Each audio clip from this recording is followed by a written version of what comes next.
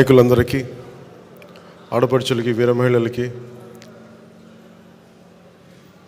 కర్ణాటక నుంచి ప్రత్యేకంగా వచ్చిన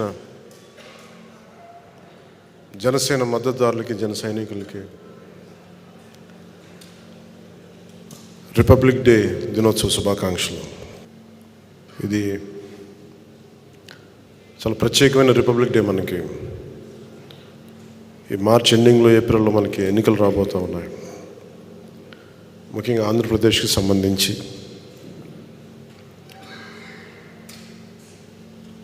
చాలా కష్టాల్లో కూరుకుపోయింది ఆంధ్రప్రదేశ్. ఈ 5 సంవత్సరాల్లో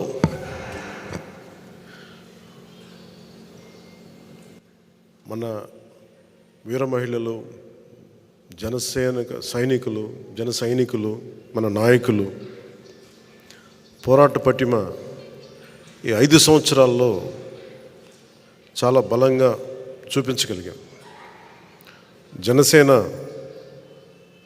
అపరిమితమైన పోరాట బలం ఉన్న పార్టీ. ఆ పోరాట బలం 24లో రాజకీయ బలం కావాలి. ఆ దిశగా మనం అడుగులేస్తూ ఉన్నాం. ప్రభుత్వంలో మనం చాలా బలమైన భాగస్వామ్యం తీసుకుంటున్నాం. ఆ దిశగా మనం అడుగులేస్తూ ఉన్నాం.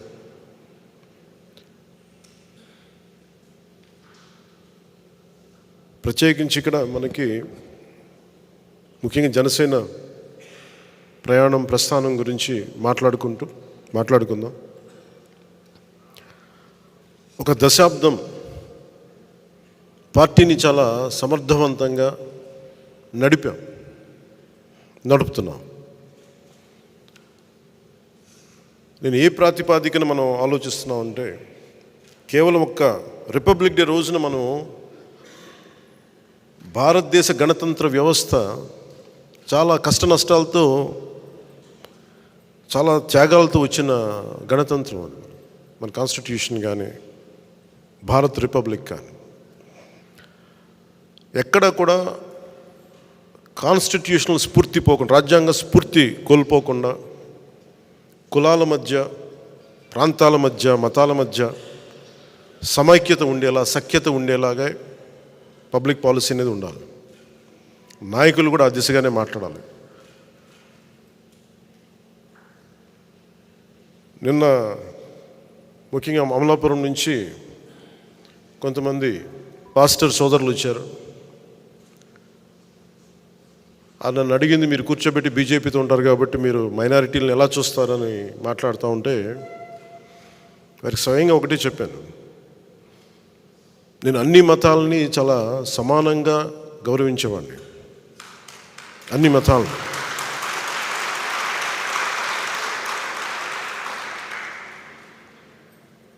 సెక్యులరిజం అనే పదానికి నేను కొన్నిసార్లు మాట్లాడుతున్నప్పుడు అందరూ ఏం అలవాటు చేస్తామంటే, గత 7 దశాబ్దాల పై చిలుకులో సెక్యులరిజం అంటే కేవలం ముస్లిం మనోభావాలు దెబ్బతింటేనే మాట్లాడాలి, క్రైస్తవుల మనోభావాలు దెబ్బతింటే మాట్లాడాలి, హిందువుల మనోభావాలు దెబ్బతింటే మాట్లాడకపోవటమే సెక్యులరిజం అనే ఒక రాంగ్ డెఫినేషన్ తీసుకున్నాం. సెక్యులరిజం అంటే ఏ మతానికి, ఏ కులానికి, ఏ వ్యక్తికి అన్యాయం జరిగినా, అకారణంగా దూషించినా అది సెక్యులరిజం స్ఫూర్తికి విరుద్ధం. అది ఆ నేపథ్యంలో నేను మాట్లాడినప్పుడు కొన్నిసార్లు నేను పిఠాపురంలో హిందూ దేవాలయాలు అపవిత్రం చేస్తే దాని గురించి మాట్లాడినప్పుడు నేను వారికి చెప్పాను. నిన్న క్రిస్టియన్ పాస్టర్ల మీటింగ్లో చెప్పిన మీకు పంచుకుంటున్నాను. అలాగే నేను చెప్పింది ఏంటంటే, ఇది నేను హిందూ దేవాలయాల గురించి, అపవిత్రత గురించి మాట్లాడుతున్నప్పుడు, ప్రభుత్వం చర్యలు తీసుకున్నప్పుడు, నేను ఇది దోషులను పట్టుకోండి అంటే నేను హిందూ మతాన్ని వెనకేసుకు రావటం కాదు, ఒక అపవిత్రం చేసిన వ్యక్తుల్ని శిక్షించమని అర్థం. అలాగే ఒక చర్చి మీద దాడులు జరిగితే మొట్టమొదటగా స్పందించేది జనసేన, పవన్ కళ్యాణ్ అవుతారు. అది నేను వారికి చెప్పింది ఏంటంటే, నిజంగా నేను గౌరవం చూపించాలి. I'm practising Hindu. నా వైఫ్ క్రిస్టియన్, నేను ప్రాక్టీసింగ్ హిందూ. నేను అంత మాత్రాన్ని కూర్చోబెట్టి క్రిస్టియన్ మతాన్ని కానీ ఇస్లాం మతాన్ని కానీ ఇంక ఏ అన్య మతాన్ని బౌద్ధాన్ని కానీ అసలు ఎక్కడ అగౌరవపరిచే మనస్తత్వం నాకు లేదు. అందుకని మన నాయకులు చాలామంది చూస్తాను, నేను ఎక్కడో నమాజ్ వినిపిస్తూ ఉంటే కొన్నిసార్లు చాలా సందర్భాల్లో నేను స్పీచ్ని ఆపేసిన సందర్భాలు ఉన్నాయి. నాకు గౌరవం అలా చూపిస్తాను. కాకపోతే ఓట్ల కోసం నేను మతాన్ని వాడను. ఓట్ల కోసం ఆ మతాన్ని, ఎందుకంటే ఎంతమంది చనిపోయారో నాకు తెలుసు. మన రాజ్యాంగాన్ని, భారత రాజ్యాంగం అనే ఒక రూపుదిద్దటానికి ఎంతమంది చనిపోయారు. ఇండియన్ రిపబ్లిక్, భారత్ రిపబ్లిక్ని స్థాపించడానికి ఎన్ని లక్షల మంది చనిపోయారు. సో ఈ పరిస్థితులన్నింటిని దృష్టిలో పెట్టుకుని చాలా చాలా బాధ్యతగా మాట్లాడతాను. ముఖ్యంగా ఈ రిపబ్లిక్ డే రోజున క్రైస్తవ సోదరులకి సోదరీమణులందరికీ కూడా జనసేన కేంద్ర కార్యాలయం నుంచి మాటిస్తున్నాను, మీకు బంగారు భవిష్యత్తు ఉండేలాగా మీకు అండగా నిలబడతాను ఈ రిపబ్లిక్ డే రోజున మీకు మనస్ఫూర్తిగా తెలియజేసుకుంటాను. అలాగే ఇస్లాం పాటించే మన సాటి భారతీయులందరికీ కూడా ప్రపంచంలో ఎక్కడా లేనంత సహృదయత మన భారతదేశ సమాజంలో ఉన్నాయి. మీకు చిన్నపాటి నష్టం వచ్చినా, కష్టం వచ్చినా, ఆర్థికపరమైన ఇబ్బందులు వచ్చినా ఈ దశాబ్దం కాలం పాటు మేము మీకు చాలా అండగా నిలబడ్డాం. మొన్న ఒకరు మాట్లాడుతూ, నువ్వు రామాలయానికి మీరు 30 లక్షలు ఇచ్చారు, మీరు హిందూ పక్షపాతిలాగా అని మాట్లాడితే నేను చెప్పాను, నేను 25 లక్షలు మన మస్జిద్లు కూడా ఇచ్చిన ఆ విషయం ఎందుకు మర్చిపోయారు మీరు అని. మీరు ఈ మాట మాట్లాడితే ఈ మాట కూడా గుర్తు చేసుకోవాలి కదా. అలా కాదు, నేను కూర్చోది అది నా ధర్మం, అది నా ధర్మాన్ని నేను గౌరవిస్తాను. ఇస్లాం మతాన్ని సంపూర్ణంగా గౌరవిస్తాను. నేను దాన్ని, నా మతాన్ని నేను ఆరాధిస్తాను. ఇస్లాం మతాన్ని సంపూర్ణంగా నేను గౌరవిస్తాను. నిన్న నా తెలిసిన జానీ మాస్టర్ ఆయన నాకు ప్రతిసారి నాకు ఖురాన్ ఇచ్చిన, బైబిల్ ఇచ్చిన చెప్పులు పక్కన పెట్టి మరీ తీసుకుంటాను, దాన్ని కళ్ళకద్దుకుంటాను. సో ఎందుకంటే భారతదేశంలో మనం మత సమైక్యత, మతం మనందరం ఐక్యత ఉండడం చాలా చాలా అవసరం. ఈరోజు నా అభిమానులు అందరూ కూడా అన్ని భిన్నమైన మతాల నుంచి, భిన్నమైన కులాల నుంచి ఉన్నారు నా అభిమానులు. నా ఇంట్లోనే నా భార్య క్రిస్టియానిటీ ప్రాక్టీస్ చేస్తుంటాం. క్రిస్మస్ జరుపుకుంటాం మా ఇంట్లో, కానీ ఇప్పుడు నా ఇంట్లో పూజ కూడా జరుగుద్ది, రోజు దైనందిక పూజ కూడా జరుగుద్ది. నా సెక్యూరిటీలో అత్యధిక భాగం ఇస్లాం మతానికి చెందిన వాళ్ళు. వారి పండగ వచ్చినప్పుడు, రంజాన్ వచ్చినప్పుడు వారికి నేను అండగా ఉంటాను, ప్రతి ఒక్కరికి నేను అండగా ఉంటాను నేను. అలాగే పోయినసారి 10 లక్షలు ఎందుకు ఇచ్చానంటే, ముఖ్యంగా ఈ మద్రాసాల్లో పిల్లలు చదువుకోవడానికి, వాళ్ళకి ఏదైనా అవసరాలకి 10 లక్షలు నేను ఇచ్చాను. నేను ఎప్పుడు నేను కొన్నిసార్లు ఇప్పుడు తెలియజేశాను, ఈసారి ప్రతి సంవత్సరం తెలియచేయను నేను, అంతే సైలెంట్గా చేసుకుని వెళ్ళిపోతుంటాను. నేను దీన్ని స్వార్థ రాజకీయ లబ్ధి కోసం, రాజకీయ ప్రయోజనాల కోసం వాడే వ్యక్తిని కాదు నేను. ఎవరైనా సరే కూర్చోబెట్టి మత ప్రాతిపాదికన ఓటింగ్ కోసం నేను కన్వీనియంట్గా మాట్లాడే వ్యక్తిని కాదు. ప్యూరెస్ట్ సెక్యులరిస్ట్ అనేవాడు, పరిపూర్ణమైన లౌకికవాది నాలాగే మాట్లాడతాడు.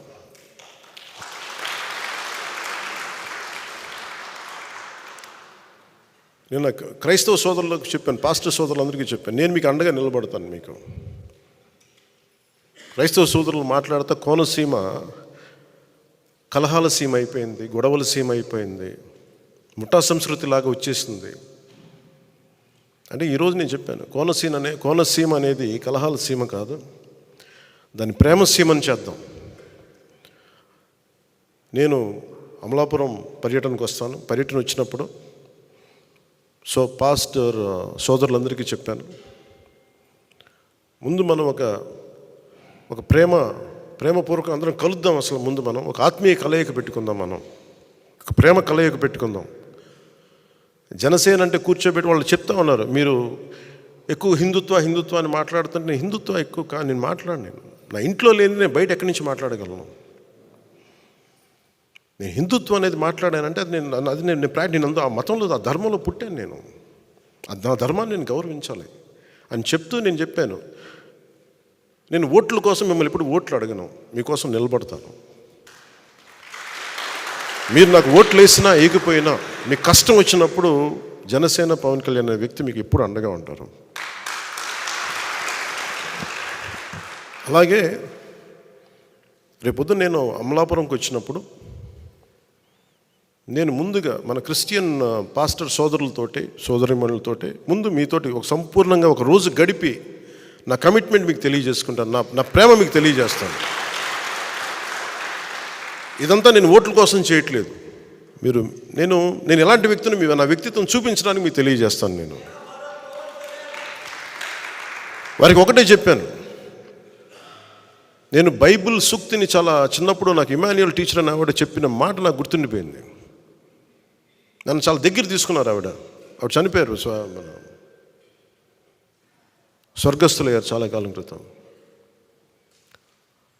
తనను తను తగ్గించుకున్నవాడు హెచ్చింపబడును అనే ఒక్క వాక్యం నాకు మహావాక్యం అయిపోయింది.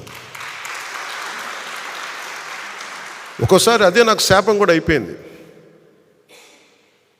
నేను ఎప్పుడు తగ్గించుకుంటాను, సహాయం చేసి కూడా తగ్గించుకుంటాను. అది నాకు బైబిల్ తాలూకు ఆ మహావాక్యం ఒకసారి నన్ను తగ్గించేస్తాయి. నేనేమనుకుంటానంటే, నేను భగవంతుడి వాక్యాన్ని నేను విన్నాను, చూసేవాళ్ళకి అది మరీ నన్ను నేను చంపేసుకున్నట్టుగా ఉంది, తగ్గించేసుకున్నట్టుగా ఉంది అని నేను ఒకసారి అనుకున్నప్పుడు, ఎప్పుడు నాకు భగవంతుడు అండగా ఉన్నాడు. దాన్ని క్రైస్తవుని పిలవండి, అల్లా అని పిలవండి, లేదంటే ఈశ్వరుని పిలవండి, రామాని పిలవండి, జగన్మాత అని పిలవండి. ఆ సుప్రీం ఫోర్స్కి అది నిరాకారం. ఆ భగవతత్వం నన్ను ఎప్పుడు కాపాడింది. ఈ మాట ఎందుకు నేను ఉటంకిస్తున్నానంటే, నిన్న మండపేట, ఇది ప్రత్యేకించి ఎన్నికలకు సంబంధించిన విషయం కాబట్టి మీకు చెప్తా ఉన్నా. మండపేట నుంచి మన నాయకులు చాలామంది వచ్చి చాలా బాధపడిపోతూ ఉన్నారు. మనం పొత్తులో ఉండి మన చంద్రబాబు గారు ఇట్లా అనౌన్స్ చేశారు, మండపేట సీటు మనకి చెప్పాలి కదా అది ఇది అంటే, ఖచ్చితంగా అది సరైన విధానంలో చెప్పలేదు. ఖచ్చితంగా దాంతో మీకు ఏకీపిస్తున్నాను. చాలా ఇబ్బంది పడ్డారు అందరూ. మనకి మండపేట లాంటి నియోజకవర్గంలో పోయినసారే ఒక 18% ఓటు ఉంది. అది ఈ రోజున చాలా బలమైన అబౌవ్ 23, 28 ఎగ్జాక్ట్ చెప్పండి 28, దాదాపు 26 నుంచి 27, ఒక 10% పెరిగింది పోయిన దానికి ఈసారికి. నేనేం చెప్పానంటే వాళ్ళందరికీ, నేను కేవలం ఒక నియోజకవర్గాన్ని దృష్టిలో పెట్టుకొని మాట్లాడితే నేను నియోజకవర్గపు సంబంధించిన నాయకుడిని అవుతాను. నేను బర్డ్ ఐ వ్యూ అంటే అది విహంగ వీక్షణ ఉంటుందా, లేదంటే బర్డ్ ఐ వ్యూ. ఆ బర్డ్ ఐ వ్యూ నుంచి చూస్తే తప్ప నేను రాష్ట్రాన్ని సంపూర్ణంగా చూడాలి. దాంట్లో భాగంగా ఒకసారి కొన్నిపాటి ఏరియాలో ఇబ్బంది కలగచ్చేమో, పొత్తు ధర్మం ప్రకారం అలా అనౌన్స్ చేయకుండా ఉండాల్సింది. నేను దానికి క్షమాపణలు చెప్తున్నాను.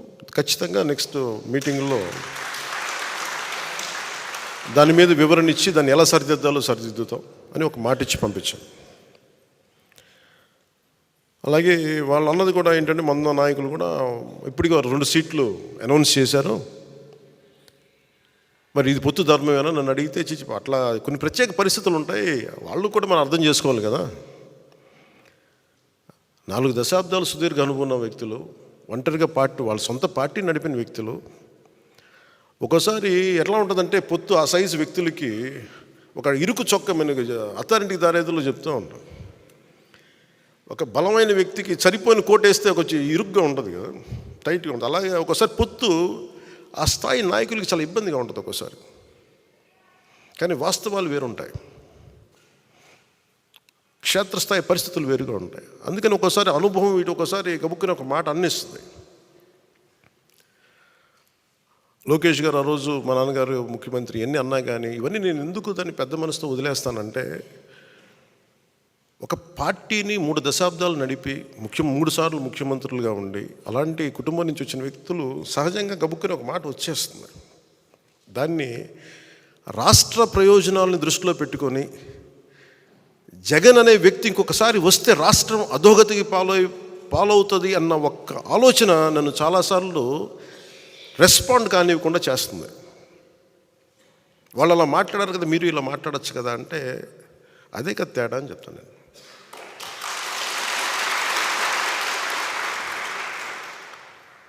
అంటే నేను చాలా ఆలోచించి, ఎందుకంటే ఒక పొత్తుని ఇబ్బందిగా గురి చేసి ఒక మాట మాట్లాడడం చాలా తేలిక.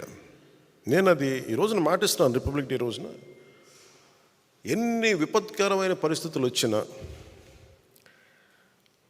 జగన్ నడిపే ఈ ప్రభుత్వం 24లో మనకి కనిపించకూడదు.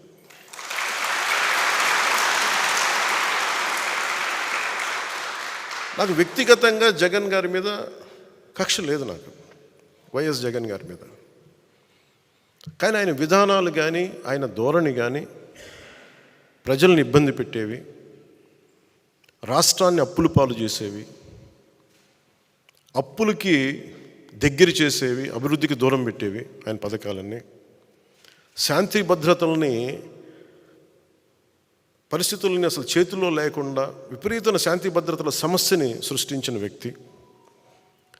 ప్రజాస్వామ్యంలో ఎవరికైనా ఒక తప్పు జరిగితే నా అభిప్రాయం చెప్పుకునే హక్కు ఉంటుంది. అసలు నువ్వు అభిప్రాయమే చెప్పకూడదంటే అది భగవంతుడిచ్చిన హ్యూమన్ రైట్, అది నా హక్కు, అది నా వాక్. నిన్న పాస్టర్ సోదరులు కూడా వచ్చి మాట్లాడుతూ ఉంటే ఏదో మాట్లాడారు, గతంలో మీరు ఈ మాట అన్నారు, మమ్మల్ని ఇబ్బంది కలిగించింది మా వాళ్ళకంటే, మీరు ఖచ్చితంగా ఇంత ప్రేమతో వచ్చారు, మీరు నన్ను తిట్టాలనుకుంటే సంపూర్ణంగా తిట్టండి, నేను భరిస్తానని చెప్పాను.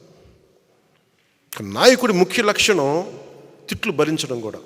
కేవలం మెచ్చుకోవడాలు ప్రైజెసే కాకుండా ఒక నాయకుడి తాలూకు కీలకమైన లక్షణం తిట్లు తినటం, విమర్శ తీసుకోవడం కూడా అవసరం అవ్వాలి. అలాంటిది ఒక ముఖ్యమంత్రికి ఏ స్థాయిలో ఉండాలి.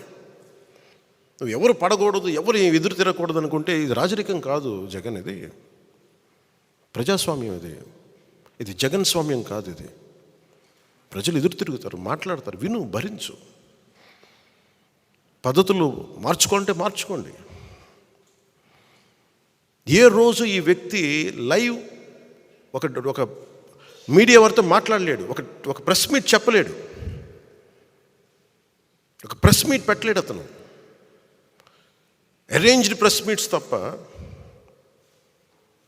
ఎప్పుడు అవన్నీ ఒక తప్పులు ఉండొచ్చు, ఇంకోటి ఉండొచ్చు, కానీ అసలు ఎక్కడా కూడా నువ్వు అందరిని ఇబ్బంది పెట్టేవి, ఒక సగటు ఇంట్లో పని చేసుకునే ఒక 35 ఏళ్ళ మహిళని చిన్నపాటి నిరసనకి, పాపం ఆ రోజే జాయిన్ అయ్యి కార్యక్రమానికి వస్తే, నిరసన కార్యక్రమానికి వస్తే ఆవిడని అందరితో పాటు ఆవిడని కూడా అరెస్ట్ చేసేసి అటెంప్ట్ మర్డర్ కేసు పెట్టారు ఆవిడ మీద. ఎంత దాష్టికం. అంబేద్కర్ గారి విగ్రహం ఒకవైపు పెడతారు, ఒక దళితుడిని చంపేస్తే వాళ్ళ శవాన్ని ప్యాక్ చేసి ఇంటి ముందు డోర్ డెలివరీ చేస్తే ఆ వ్యక్తిని ఊరేగింపిస్తారు వైసీపీ నాయకులు. నాకు ఈ రెండింటికి పొంతన కుదరదు. నీకు ఈ గౌరవం ఉన్నప్పుడు ఈ వ్యక్తికి శిక్ష పడాలి, ఈ వ్యక్తి రక్షింపబడాలి. 23 దళిత బంధు పథకాలు వాళ్ళకి తీసేసాం. అంబేద్కర్ గారి విగ్రహం పెట్టి అవి పెడితే అప్పుడు కదా ఆయనకి నిజంగా నివాళి. ఇవేమో విగ్రహం పెట్టేసి ఇది వదిలేస్తే మరి ఎవరికి ప్రయోజనం అది? సో నాకు ఇలాంటివన్నీ 1 కాదు 2 కాదు. పాపం డాక్టర్ సుధాకర్ అనే వ్యక్తిని, మాస్కులు లేవు కరోనా టైంలో ఉంటే, అతని మీద పిచ్చోడిని చేసి చచ్చిపోయేలా చేశారు అతన్ని. 1, 2 కాదు ఇట్లాంటివన్నీ. ఆంధ్రప్రదేశ్ అత్యధికంగా దళితుల మీద దాడి జరిగే రాష్ట్రంగా పేరు వచ్చింది. ఎక్కువ ఫాల్స్ ఎస్టీ అట్రాసిటీ కేసులు ఆంధ్రప్రదేశ్లో బుక్ అయినాయి. ఈ రోజున అది ఏ స్థాయికి వచ్చిందంటే బీసీలకి ప్రత్యేక రక్షణ చట్టం కావాలనే స్థాయికి వచ్చింది. తెలుగుదేశం నాయకులు ప్రతిపాదించడానికి మేము యాక్సెప్ట్ చేయడానికి కారణం అదే అయింది. ఒకవైపు దళితులకి న్యాయం జరగట్లేదు, ఫాల్స్ ఎస్టీ అట్రాసిటీ కేసులు పెడుతూ ఉన్నారు. ఇంత అల్లకల్లోలంగా ఉదాహరణకు చెప్తున్నాను. అలాగే ఈ వ్యక్తి ఏ మాట ఒప్పుకోడు, మాట ఇస్తాడు. నేను మద్యపాన నిషేధిస్తానని చెప్పి వచ్చిన వ్యక్తి సారా వ్యాపారం అయిపోయాడు. ఇతను ముఖ్యమంత్రి సారా వ్యాపారం మనం అర్థం చేసుకోవాలి.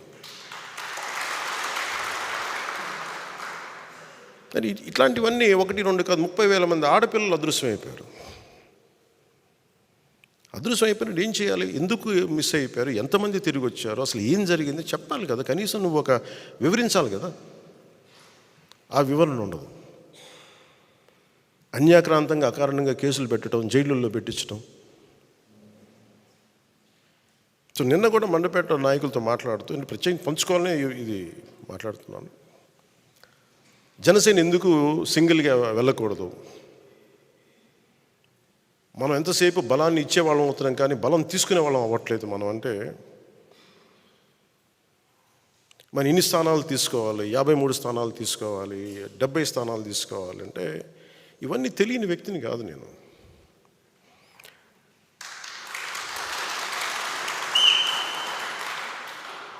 మనోడికి అసలు ప్రాక్టికాలిటీ తెలియదు, వీధుల్లో తిరగడు కాబట్టి, జనంతో తిరగడు కాబట్టి అసలు మనం ఏమనుకుంటామో తెలియదు. మీరు ఏమనుకోకపోతే తెలియకపోతే నేను రాజకీయాల్లోకి ఎందుకు వస్తాను?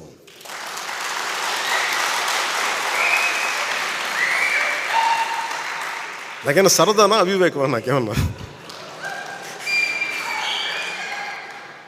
జనసేన వచ్చింది కూడా రాష్ట్ర విభజన ఒక్క నాయకుడు మాట్లాడట్లా.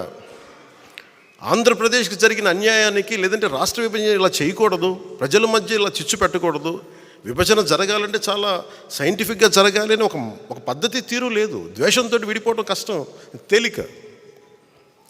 ఇద్దరు వ్యక్తుల్ని కలపడం చాలా కష్టం, ఇద్దరు వ్యక్తులను విడగొట్టడం చాలా తేలిక.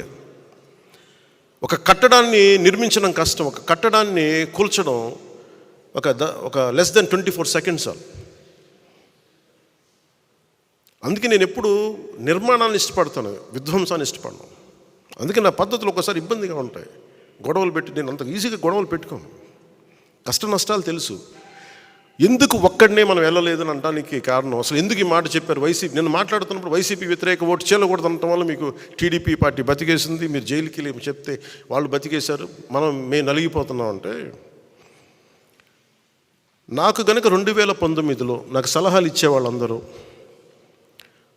నేను 153 స్థానాల్లో పోటీ చేయించాను. 30-40 మంది కనుక నన్ను ఎమ్మెల్యేలుగా గెలిపించుంటే ఈరోజు సంపూర్ణ హక్కు ఉండేది. 30-40 మంది పక్కన పెట్టండి, కనీసం నన్ను కూడా గెలిపించలేకపోయారు. కనీసం నన్ను గెలిపించున్నా కానీ బాగుండేది. 30-40 స్థానాల్లో పెట్టి కనీసం నన్ను గెలిపించిన ఒక్క సీటు నాకు గెలిచిగా నేను ఎల్లుండుంటే అప్పుడు నీ కోసం నిలబడ్డాం, అందుకని ఈసారి నువ్వు ముఖ్యమంత్రి స్థానం అడగండి, ముందుకు వెళ్ళకూడదు పొత్తునంటే అప్పుడు నేను వింటాను సంపూర్ణంగా. నువ్వు ఏమి మనకు రిజల్ట్స్ చూపించకుండా ఎట్లా అడుగుతావంట? రిజల్ట్స్ చూపించకుండా ఎలా అడుగుతాం?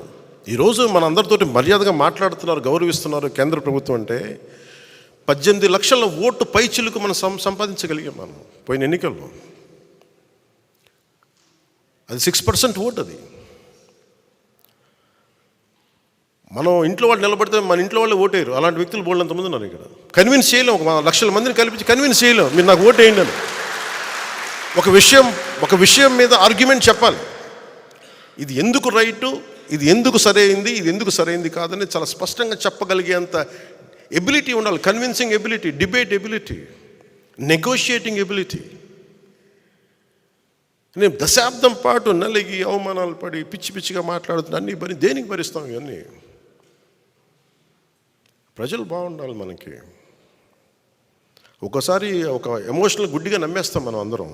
అవన్నీ మారాలి. ఇవన్నీ మనకున్న ఇండివిజువల్గా వెళ్తే ఏం జరిగి ఉండేదంటే ఖచ్చితంగా మనం కొన్ని సీట్లు సాధిస్తాం, అనుమానం లేదు దాంట్లో. ప్రభుత్వంలోకి అడుగు పెడతాం లేదు నాకు తెలియదు. నేను పోయినసారి జరిగిన దీని పరాభావం అనండి, దెబ్బనండి, ఓటమి అనండి, అది నన్ను చాలా ఆలోచన తీరు మార్చుకునేలా చేసింది నన్ను. పోనీ జగన్ అనే వ్యక్తి కూడా తెలుగుదేశాన్నే టార్గెట్ చేసి మనల్ని వదిలేస్తే మేబీ ఒంటరిగా పోటీ చేసేవాడిని ఏమో. జగన్ తాలూకు చాలా కీలకమైన లక్షణం ఏంటంటే ఎవరిని స్పేర్ చేయడం. అతను సొంత చెల్లినే స్పేర్ చేయని వాడు మనల్ని ఎలా స్పేర్ చేస్తాడు?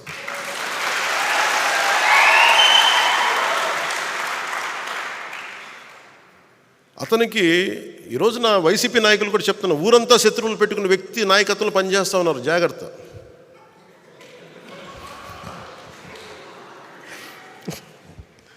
లేదు, ఊరంతా శత్రువులు అతనికి, జాగ్రత్త. మీరు అతని కింద నడుస్తూ ఉన్నారు, మీరు ఆయనకి నాయకత్వం కింద.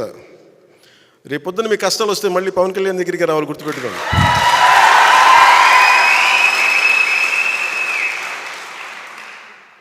మనస్ఫూర్తిగా మిమ్మల్ని అందరినీ ఏదో ఒకలా మేము చూసుకుంటాం బాగా, ఎందుకన్నా చాలా పెద్ద మనసు. ఎందుకు పెద్ద మనసు అంటే కక్ష కారుణ్యాలతోటి కక్షపూరితంగా ఉంటే సమాజం విచ్ఛిన్నం అయిపోతుంది. మొన్న అడుగుతూ ఉన్నారు, మీరు అలా చేశారు ఇలా చేశారు, వాళ్ళు తిట్టారు ఇలా తిట్టారంటే నన్ను తిట్టింది ఎవరయ్యా అని అడిగారు. నన్ను వీధి కుక్క అని తిట్టిన వాళ్ళు కూడా ఉన్నారు. నన్ను అవి ఎందుకు భరించి ముందుకెళ్తాం? నన్ను పచ్చిబూతులు తిట్టిన వాళ్ళు క్షమించడం అనేది మానవ ధర్మం కదా అంటాను.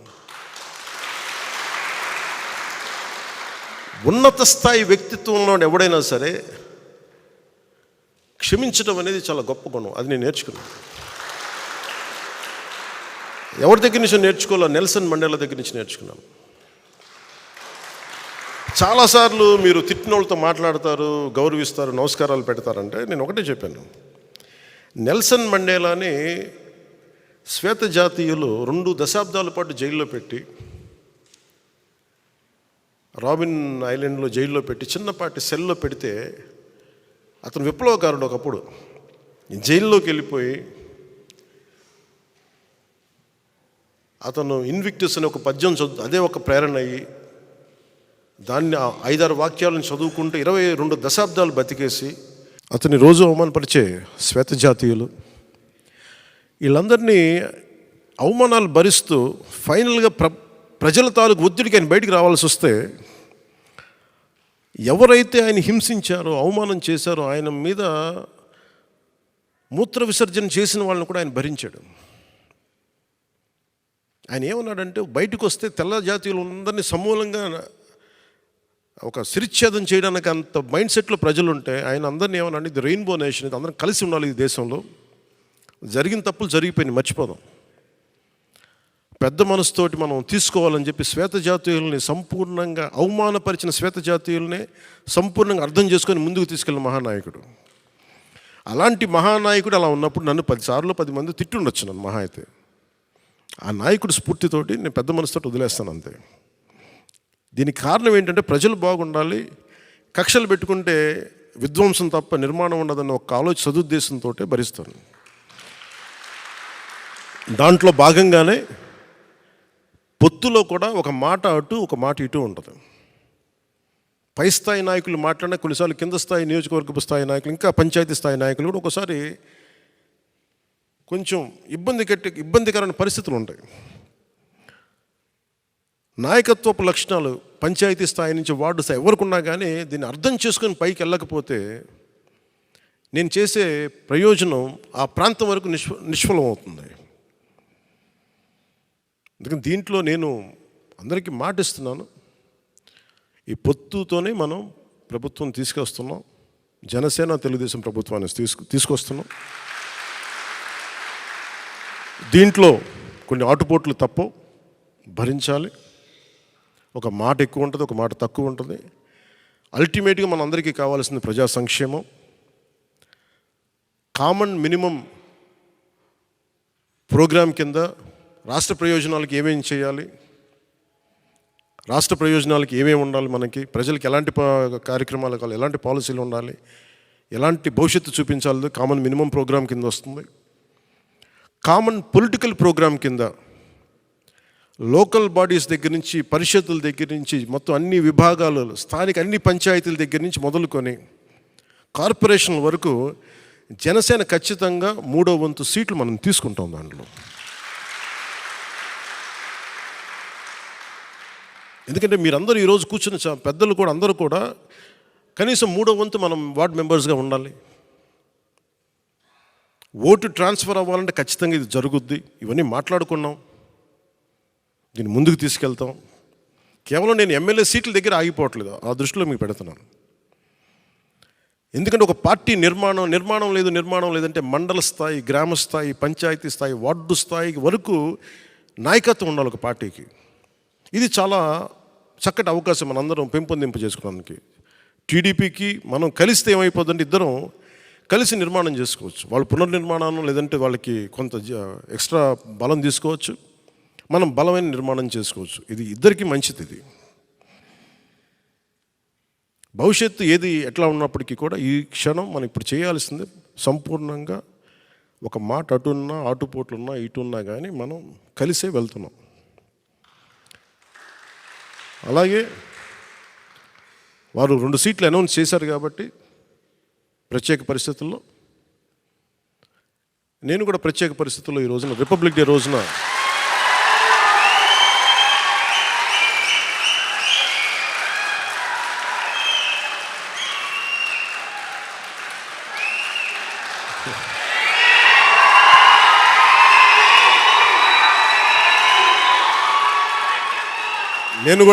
ప్రత్యేక పరిస్థితుల్లో వాళ్ళు 2 సీట్లు అనౌన్స్ చేశారు కాబట్టి నేను కూడా 2 సీట్లు అనౌన్స్ చేస్తున్నాను ఈ రోజున. అది పరిస్థితులు అలాంటివి. సో నాకు కూడా ఒత్తిడి ఉంటుంది, పాపం చంద్రబాబు గారికి కూడా ఒత్తిడి ఉంటుంది కదా, నాకు కూడా ఒత్తిడి ఉంటుంది కాబట్టి ఆ ఒత్తిడిని నేను కూడా తట్టుకోవడానికి రిపబ్లిక్ డే రోజున నాకు R అక్షరం బాగుందనిపించింది. రిపబ్లిక్ డే RRR లాగా రిపబ్లిక్ డే రోజున రాజోలు రాజానగరం సీట్లు నేను అనౌన్స్ చేస్తాను. సో ఈ రిపబ్లిక్ డే రోజున అందరం బాగుండాలి, అద్భుతాలు జరగాలి మనస్ఫూర్తిగా కోరుకుంటూ, రాష్ట్ర ప్రజలకి బంగారు భవిష్యత్తు జనసేన తెలుగుదేశం ప్రభుత్వం ఇస్తాయని మనస్ఫూర్తిగా కోరుకుంటూ, ఈ పర్యాయం నన్ను నమ్మండి, వ్యూహం నాకు వదిలేయండి. ఏ వ్యూహం వేసినా నన్ను సంపూర్ణంగా నమ్మండి. నేను విహంగ వీక్షణం చేస్తాను, మీరు నన్ను నమ్మండి. నాకు దశాబ్దం అడగట్లా, ఈ ఎన్నికలు దాటనివ్వండి, 5 సంవత్సరాలు టైం ఇవ్వండి. నాకు మీ గౌరవానికి ఏమాత్రం భంగం వాటిల్లకుండా మన నాయకులకి ప్రతి ఒక్కరికి గుర్తించే బాధ్యత నేను సంపూర్ణంగా తీసుకుంటాను. ఈసారి కలిసి పనిచేద్దాం. ఎప్పుడు విడిపోయి మనం పలచన పడిపోయాం. ఈసారి కలిసి ఉందాం, చిక్కగా ఉందాం. అలాగే భారతరత్న అవార్డు వచ్చిన కర్పూరి ఠాకూర్ గారికి ప్రత్యేకంగా నా అభినందనలు తెలియజేసుకుంటూ, పద్మవిభూషణ్ అవార్డు వచ్చిన శ్రీ వెంకయ్య నాయుడు గారికి, ఉపరాష్ట్రపతి శ్రీ వెంకయ్య నాయుడు గారికి, అలాగే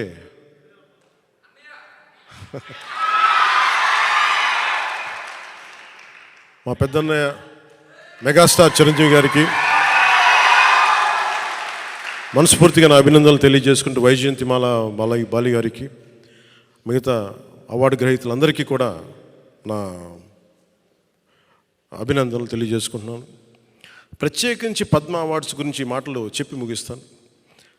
నరేంద్ర మోదీ గారికి మనస్ఫూర్తిగా నా అభినందనలు తెలియజేస్తాను. ఎందుకంటే మారుమూల ప్రతిసారి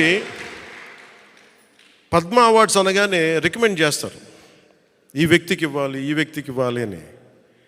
వాటన్నిటినీ పక్కన దోసేసి టాలెంట్ ఎక్కడుంది, ప్రతిభ ఎక్కడుంది, త్యాగం ఎక్కడుంది ఆయన వెతుక్కొని మరి దేశం నలుమూలల నుంచి ఆయన వ్యక్తులను తీసి పద్మ అవార్డ్స్ ఇవ్వటం ప్రధానమంత్రి నరేంద్ర మోదీ గారికి మనస్ఫూర్తిగా నా హ్యాట్స్ ఆఫ్ తెలియజేస్తాను.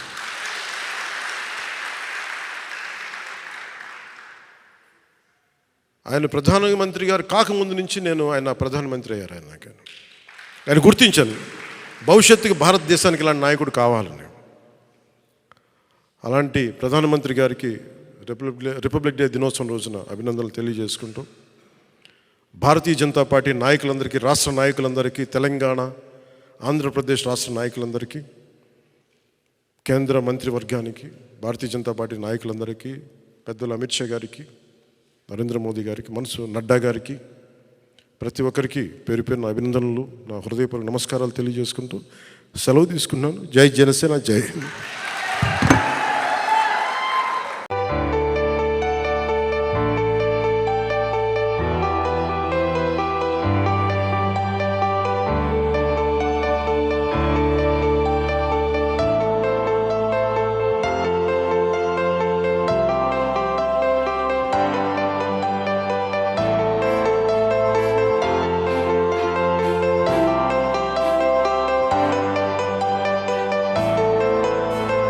రామాపురం గుర్రంకొండ మండలం పీలేరు కాన్స్టిట్యూషన్ నుండి వచ్చినాను సార్. నేను పువ్వుల వెంకటరమణ నా పేరు, retired high school head master, Kuppam కాన్స్టిట్యున్సీలో రిటైర్డ్ హెడ్ మాస్టర్, చంద్రబాబు గారి నియోజకవర్గంలో రిటైర్డ్ హెడ్ మాస్టర్ నేను.